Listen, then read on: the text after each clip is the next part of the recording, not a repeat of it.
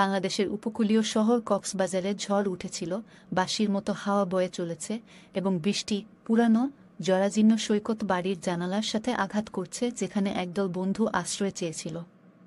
কয়েক ঘন্টা আগে বিদ্যুৎ চলে গিয়েছিল, বাড়িটিকে অন্ধকারে নিমজ্জিত করেছিল এবং তাদের চারপাশকে আলোকিত করার জন্য মাঝে মাঝে বিদ্যুতের ঝলকানি ছিল। আমি আপনাকে বলেছিলাম আমাদের হোটেলে থাকা উচিত ছিল। এবং এক রাতের জন্য 3 গুণ মূল্য দিতে হবে। কোনো উপায় নেই। এই জায়গাটা ভয়ঙ্কর। আপনি কি শুনেছেন যে তত্ত্বাবধায়ক আমাদের এই বাড়ির সম্পর্কে বলেছিলেন? ওহ তারেক, তুমি কিছু ভূতের গল্পে ভয় পাচ্ছ না, তাই না? কি গল্প?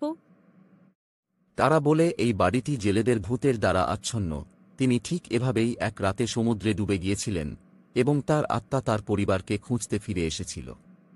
কিন্তু তারা সবাই চলে গেছে, তাই এখন সে এই জায়গাটিকে তাড়া করে সাগরে তার জায়গা নেওয়ার জন্য কাউকে খুঁজছে।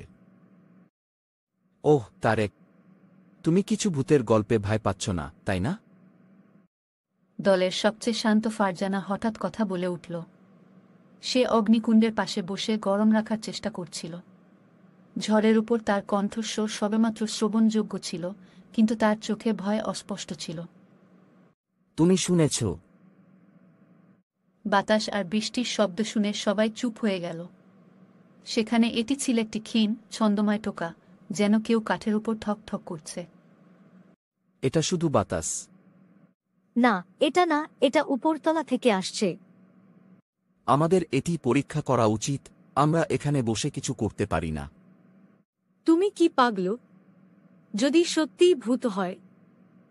ভূত বলে কিছু নেই, এসো আমরা যাই। অনিচ্ছায় দলটি কাঠের সিঁড়ি বেয়ে উপরে উঠেছিল। ফ্ল্যাশলাইট বিম দেয়ালে ভয়ঙ্কর ছায়া ফেলেছে। সরু হলুয়ে দিয়ে প্রতিধ্বনিত হয়ে উপরের তলায় যাওয়ার সাথে সাথে টোকাটি জোরে জোরে বেড়েছে। ওটা ওই ঘর থেকে আসছে। দরজাটি সামান্য খোলা ছিল এবং ফাঁক দিয়ে একটি ঠান্ডা খসড়া ঝরছিল। ঠিক আছে, 3টায় 1 2 3। সে দরজাটা ঠেলে খুলে দিল এবং টর্চলাইটের আলো একটা ছোট খালি ঘর দেখা গেল। টোকা বন্ধ হয়ে গিয়েছিল এবং বাইরের বাতাসের কান্নার একমাত্র শব্দ ছিল। দেখো, কিছু না, শুধু একটি পুরানো বাড়ি শব্দ করছে। কিন্তু তারা চলে যেতে যেতে দরজাটি একটি বধির ধাক্কা দিয়ে বন্ধ হয়ে গেল এবং টর্চলাইটটি জ্বলে উঠল এবং তাদের অন্ধকারে নিমজ্জিত করে গেল। কি হচ্ছে? এটা লক। এটা খুলবে না। আমাদের সাথে কিছু একটা আছে।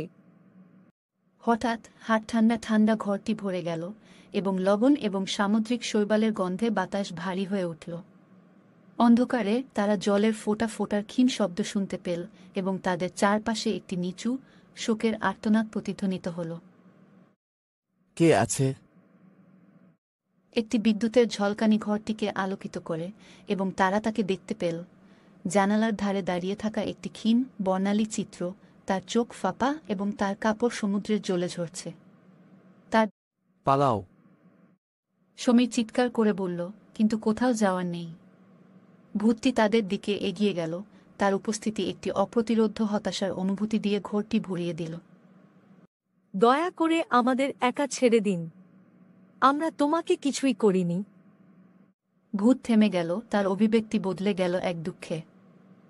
আমাকে সাহায্য করো, আমার পরিবারকে খুঁজুন, আমাকে মুক্ত করুন। আমরা জানি না তারা কোথায়, তবে আমরা চেষ্টা করব। আমরা তোমাকে সাহায্য করব। ভূত মাথা নাড়ল, ঠান্ডা কমতে শুরু করল। দরজা খুলে গেল এবং টর্চলাইটটি প্রাণ ফিরে পেল। ধন্যবাদ।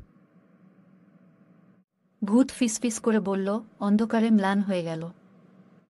দলটি হোঁচট খেয়ে ঘর থেকে বেরিয়ে গেল, তাদের হৃদয় কম্পিত হচ্ছে এবং তাদের শ্বাস প্রশ্বাস ঝাঁকুনিতে আসছে। তারা থামেনি যতক্ষণ না তারা নিচে ফিরে আসে, ফায়ারপ্লেসের কাছে একসাথে আটকে থাকে। এটা কি সত্যিই ঘটেছে? আমি মনে করি এটা হয়েছে। ঝড় কমতে শুরু করল এবং ভোরের প্রথম আলো জানালা দিয়ে ভেসে উঠল। যখন তারা একসাথে বসেছিল, ক্লান্ত কিন্তু দৃঢ়প্রতিজ্ঞ, তারা জানত যে জেলেদের ভূত এবং তারা যে প্রতিশ্রুতি দিয়েছিল তার দ্বারা তাদের জীবন চিরতরে পরিবর্তিত হয়েছে। হতভাগ্য জেলে ৩৫০ বছর আগে এক ঝড়ের রাতে মাছ ধরতে যে আর ফিরে আসেনি। ৩৫০ বছর ধরে জেলে তার পরিবারকে খুঁজে ফেরে।